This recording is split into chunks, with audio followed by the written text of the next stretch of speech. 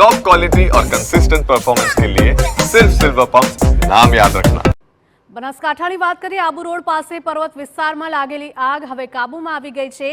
ગંભીરી નાળા અને રસ્તાથી 2 કિલોમીટર દૂર અહીંયા આગ લાગી હતી। વન વિભાગના 20 કર્મી સહિત 60 થી વધારે લોકોએ કામગીરી કરી હતી। પવન ફૂંકાતા આગ વધારે પ્રસરી હતી તો ભારે જહેમત બાદ આગ પર કાબુ મેળવવામાં આવ્યો હતો। આગ લાગવાનું કારણ હજુ પણ અકબંધ છે તો આગમાં વનરાજીને ભારે નુકસાન થયું હોવાની પણ ભીતિ છે।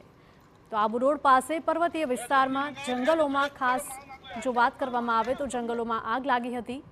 गंभीरी नाळा अने रस्ताथी 2 किलोमीटर दूर आग लागवानी घटना सामे आवी हती तो वन विभागना 20 कर्मीओ सहित 60 करता वधारे लोकोए आ कामगीरी करी हती। पवन पण एटलो फूंकाई रह्यो हतो के जेथी आग पण वधारे ने वधारे आगळ वधी रही हती तो भारे जहमत बाद आग पर काबू मेळववामां लोकोने सफलता मळी हती। आग लागवानुं कारण हजू पण अकबंध छे। આગમાં વનરાજીને ભારે નુકસાન થયું હોવાની ભીતિ છે।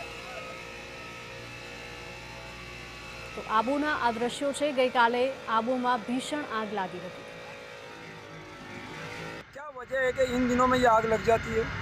गर्मी और पतझड़ के कारण पत्ते ज़्यादा एकत्रित हो जाते हैं, इन वजह से छोटा बहुत चिंगारी भी मिलने से वो बढ़ जाती है आग।